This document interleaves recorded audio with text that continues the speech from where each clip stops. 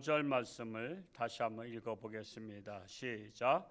주께서 나의 날을 한 뼘 길이만큼 되게 하심에 나의 일생이 주 앞에는 없는 것 같사오니 사람은 그가 든든히 서 있는 때에도 진실로 모두가 허사뿐이니이다.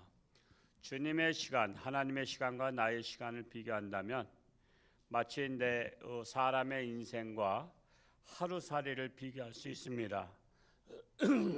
하루살이가 내겐 꿈이 있어야 하면서 원대한 꿈을 발표하자 사람이 말하기를 가소롭도다.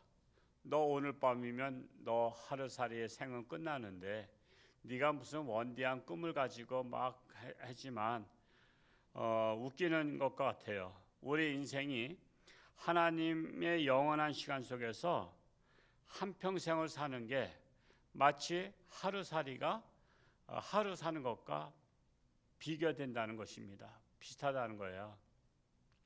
그러니까 우리가 천년만년 살 것처럼 세상에서 우리가 살고 있지만 그러나 우리 인생은 나도 모르는 사이에 허무하게 이렇게 간다는 것입니다. 여러분, 하나님께서는 자신의 죽음을 언제 죽을지 모르게 하셨죠. 아는 게 좋겠어요? 모르는 게 좋겠어요? 알면 너 생은 1년 남았다 그러면 살맛이 날까요? 안 날까요? 살맛이 안 나죠. 모르기 때문에 사는 거예요. 그래서 밤새 안녕하시냐 소리가 나온 거죠. 그냥 오늘 하루 그냥 직장 다녀올게 하고서는 그냥 그날로 생을 마감할 때도 있고, 그래서 사람은 죽기 전까지 최선 다해서 살긴 하지만 그러나 내 인생은 언젠가는 하나님 앞에 갈 것이다 라는 걸 생각하면서 하나하나 정리할 것들은 정리하는 게 좋습니다. 그러니까 나이가 들면 들수록 꺾어진 인생이라 그러죠. 그러면 이제 정리하는 거예요. 그래서 한 가지 한 가지 정리해서 이것은 누구한테 주면 좋겠다 하고 줄 것은 주고 나눌 것은 나누고 이렇게 해서 인생을 마감하는 것이 지혜로운 인생이라고 말할 수 있습니다. 6절 말씀을 읽어보겠습니다. 시작. 진실로 각 사람은 그림자같이 다니고 헛된 일로 소란하며 재물을 쌓으나 누가 거둘는지 알지 못하나이다. 사람의 인생은 그림자와 같다라는 거예요. 그림자는 실체가 없어지면 순간적으로 사라지죠. 그림자는 실체가 있을 때만 생기는 현상입니다. 인생이 마치 그림자처럼 사라진다는 거예요. 그러므로 짧은 인생을 헛된 일로 소비하지 말라는 것입니다. 헛된 일 중에 하나가 6절 하반절에 보면 헛된 일로 소란하며 재물을 쌓으나 누가 거둘는지 알지 못하나이다. 헛된 일 중에 하나가 재물을 쌓는 일에 인생을 다 보내는 것입니다. 재물은 마치 모래성과 같다라고 비유할 수 있습니다. 바닷가에 놀러간 피서객들이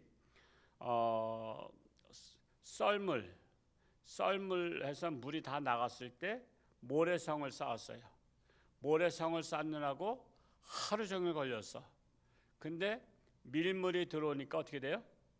밀물이 들어오면서 모래성은 흔적도 없이 사라져. 그래서 하루 종일 쌓고 흔적도 없이 사라지는 것을 만든 사람이 있는가 하면, 또 한 사람은 모래성을 잠깐 쌓고 내가 휴가를 여기까지 와가지고 하루 종일 모래성 쌓는 데다가 시간을 보내서 되겠는가. 그래서 산책도 하고 같은 일행들끼리 산책도 하고, 야 저기 저 집 맛있는 거 있다, 우리 맛있는 거 먹자. 그랬더니 또 야 저 집 아름다운 카페 있다, 카페에서 또 우리 마시자 하고 즐기고 온 사람이 있어요. 그러니까 피서를 갖다가 즐기고 와야 되고 쉬고 와야 되는데 그냥 모래성 쌓냐고 하루를 지냈더니 그게 남아있는 것도 아니고 밀물 들어올 때 싹 사라져버려. 근데 즐긴 사람이 있단 말이야. 여러분은 피서 가면 어떻게 할 거예요? 하루 종일 모래성 쌓을 거예요? 즐겨야지. 그것 같아요. 근데 인생은 또 또 안 그래 또 인생을 즐기는 사람이 얼마 안 돼. 거의다가 그냥 모래성 쌓듯이 그냥 죽어라고 일을 하는 사람도 있어요. 죽어라고.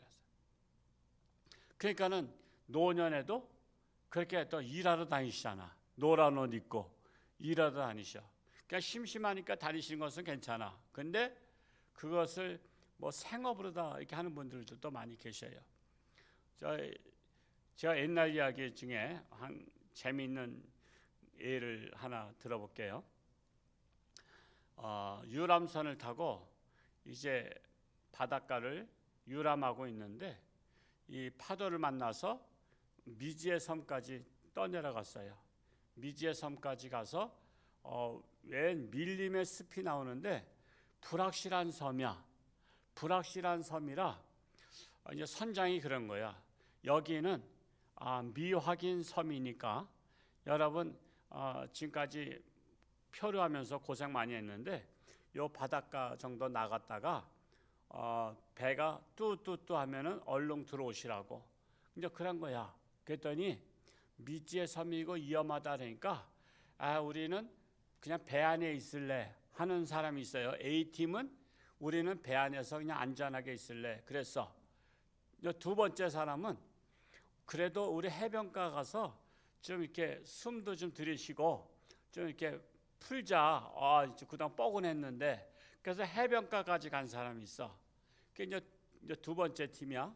세 번째 팀은 보니까 해변을 건너니까는 밀림숲인데 멀리 보니까 과일나무가 많은 것 같아. 우리 저거 좀 따먹고 오자. 그래서 깊숙이는 안 들어가고 그 과일에서 좀 이렇게 땄어. 그래가지고 주머니에다 넣고 팩에다 넣고서는 이제 온 사람이 있어. 네 번째 팀은 들어갈수록 과일이 많아. 아주 그냥 너무나 그냥 희귀한 것들이 너무 많으니까 자꾸만 들어갔어. 자꾸만 따라 들어갔는데 그 안에서 식인종이 나온 거야. 또도도도도 그래서 식인종 영화에 보면 오로로 그러면서 저놈들 잡아먹자 하니까 거기에서 어떤 사람들은 잡혀먹혔고 어떤 사람은 그냥 죽어라고 뛰다가 넘어지고 돌불에 채이고 가시덤불에 찔리고 막 그랬어. 그래서 배에 간신히 탔어. 근데 배에서 빨리 들어오라고 식인종, 망경 보니까 식인종한테 막 잡혀먹기 그런 거야. 잡히는 거야. 그래서 뚜뚜뚜 했더니 이 해변가까지 났던 사람들은 금방 들어왔죠. 요 과일을 좀 맛본 사람도 그래도 조금 헐레벌떡했지만 과일을 가지고서는 들어왔어. 근데 이 네 번째 사람은 그냥 잡혀간 사람도 있고 또 그냥 넘어지고 자빠지고 그래서 온몸에 상처투성인 사람도 있어. 자, 그러면 여러분이 지금 배를 타고 항해하다가 그런 미지의 섬에 도착했으면 여러분은 어떤 생각을 갖고 계실 것 같아요? 첫째, 그냥 나는 안전하게 안전방으로 배 안에 있겠다 하는 사람이 있고, 두 번째는 해변가까지는 내려갔다 와야 되겠다 있고, 세 번째는 약간 과일을 조금 따고서는 또 위험하니까 얼른 돌아오자는 사람이 있고, 네 번째는 정신없이 과일을 따먹으러 들어간 사람이 있어요. 어디에 속해? 1번 속하시는 분. 1번은 안 계셔? 2번. 예, 2번. 또 3번. 4번. 4번은 물론 없겠죠. 물론 정답은 3번이에요. 그러니까 배 안에 있는 사람들은 이제 뭘 그 의미하냐면 제가 이제 지혜의 책에서 읽은 말씀이에요. 1번은 인생을 즐기지 못하고 답답하게 사는 사람들을 1번이라 그래요. 2번도 조금 답답한 거에 가까운 사람이야. 인생을 즐기지 못하고 그냥 해변가만 갔다가 가장 지혜로운 사람들이 3번이라는 거야. 3번. 좀 가서 과일도 좀 따고 그러나 위험할 수도 있으니까 더 선을 넘지 않고 들어오는 사람. 그래서 인생은 3번 인생을 살 수 있어야 지혜로운 인생이다. 제가 이 청년 때 읽은 책이에요. 저 하도 책을 많이 읽어서 이게 언제 무슨 책 내용인지도 몰라. 근데 이제 기억에 남는 것 중에 한 가지인데 3번 인생을 사는 사람이 지혜로운 사람이라는 거예요. 하여튼 2번 인생은 조금 더 용기를 내서 조금 더 즐기시기 바랍니다. 오로지 그냥 내가 그냥 집안에만 있겠다 하고선 그냥 틀어박혀 있지 마시고 그냥 조금 좀 세상을 맛보되 그러나 더 이상 빠지지 말라 이거예요. 빠지지 말고 하라는 것입니다.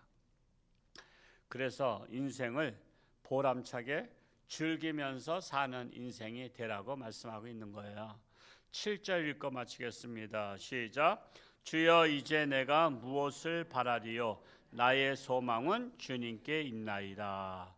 세상 소망은 헛된 소망이에요. 오직 주께 소망을 둔다라는 거예요. 시편 39편 6절을 한번 찾아볼까요? 시편 39편 6절. 39편 6절이 바로 이 말씀이죠. 진실로 사람은 그림자같이 다니고 헛된 일로 소란하며 재물을 쌓으나 누가 거둘는지 알지 못하니이다. 하나님께서 이 세상을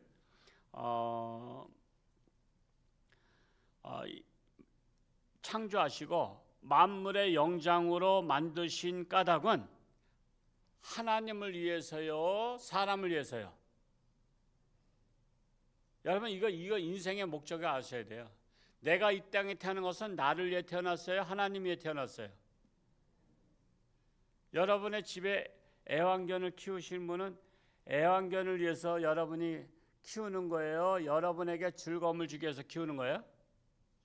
여러분에게 즐거움을 주기 위해 키우는 거죠.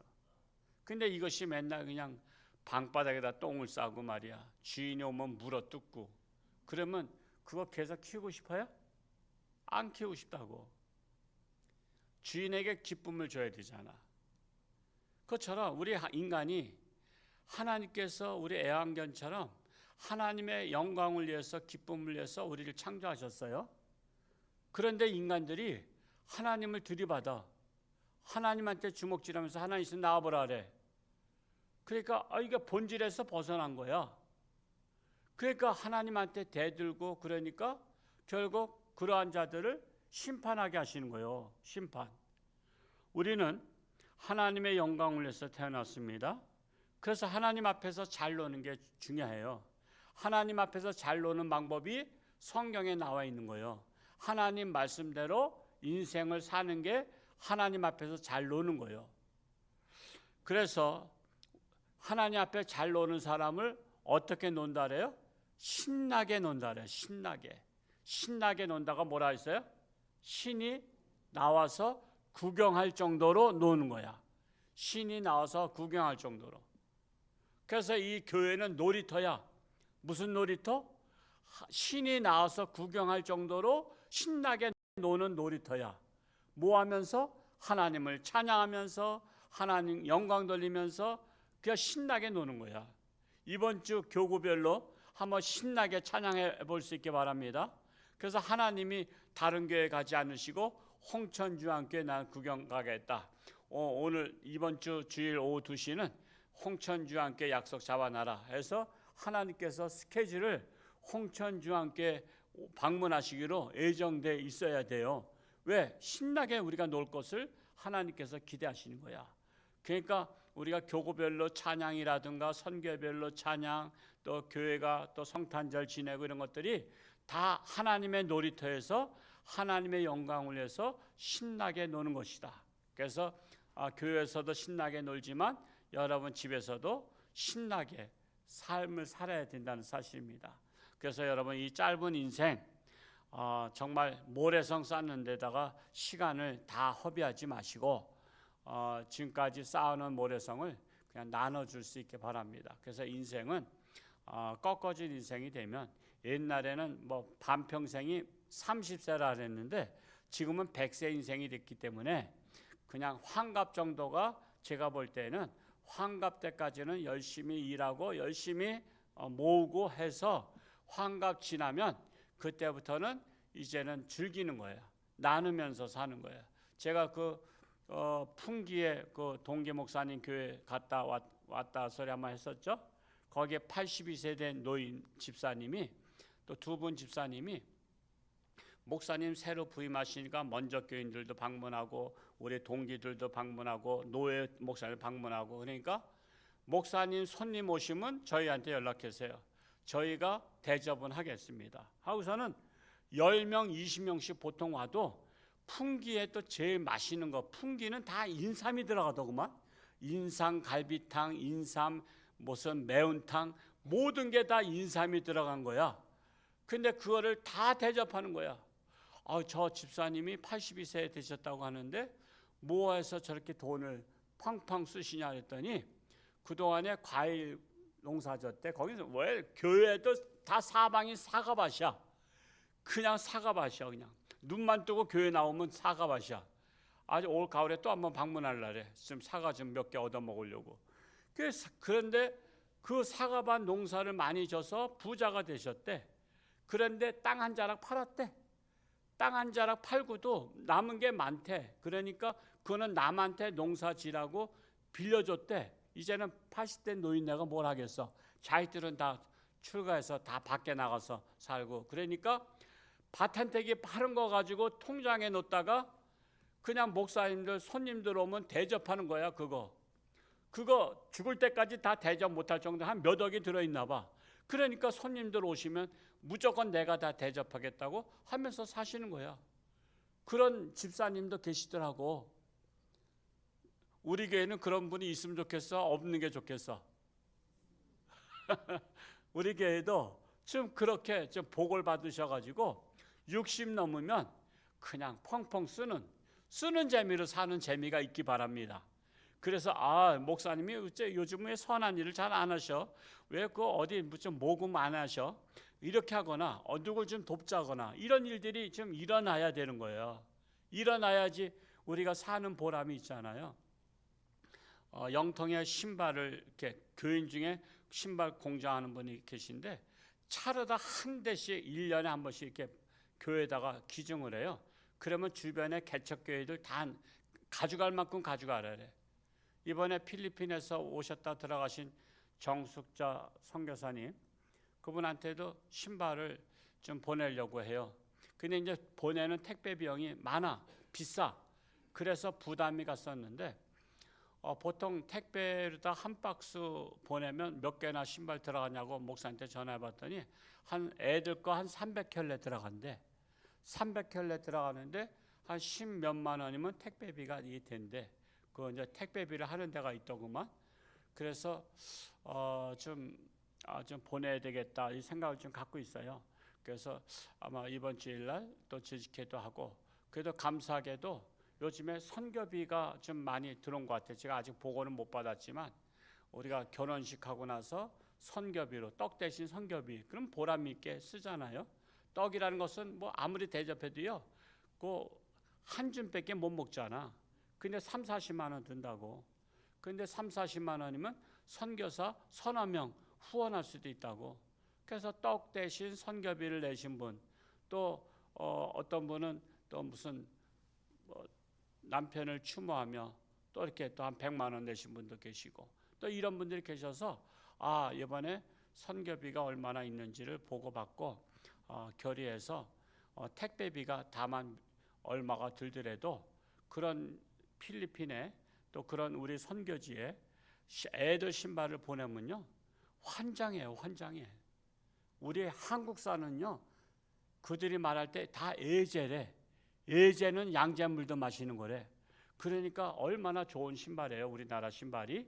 그래서 그런 것들을 보내고 이렇게 하려고 하고 있는데 할 수 있으면 모든 성도님들이 한 60까지는 열심히 돈을 버시고 60이 넘으면 내가 언제 죽을지 모르지만 죽을 때까지 내가 선한 일을 하면서 나누면서 다른 사람과 즐거움을 누리면서 살리라. 이런 마음을 가지고 그것도 하나의 기도 제목이 되시기 바랍니다. 그래야지 60 넘어서도 내가 조금만 더 일하면 집 한 채 더 살 수 있는데 더 사가지고 뭐 할 거야. 여러분 물론 자식한테 물려주고 싶은 마음이 있지만 부모가 자식한테 물려주면요, 그래 하나님은 신경 안 써. 너는 그래 네 자식 네가 책임져라. 나는 네 자식은 책임 안 질게. 넌 네가 책임져. 그럼 하나님도 홀가분해. 부모가 책임지려니까. 그러니까 뼈 빠지게 일해서 자식한테 물려주지만, 근데 하나님은 내 자식 책임 안 져. 그러니까 하나님께 맡기느냐, 내가 맡아서 하느냐. 내가 맡아서 하면 죽을 때까지 줄똥살똥 살아야 돼. 그런 분들이 얼마나 많은지 몰라. 즉 하나님께 좀 맡겨보라고. 하나님께 맡기면 하나님이 책임져 주시는 믿음이 필요해. 왜 그 믿음이 없냐 말이야. 하나님께 맡기면 하나님이 책임진다는 그 믿음이 없어. 우리가 정말 하나님께 맡길 수 있는 믿음과 이 땅에 사는 동안에 정말 하나님께 소망을 두고 정말 인생을 신나게 살아갈 수 있는 지혜로운 우리 모두가 될 수 있기를 축복합니다.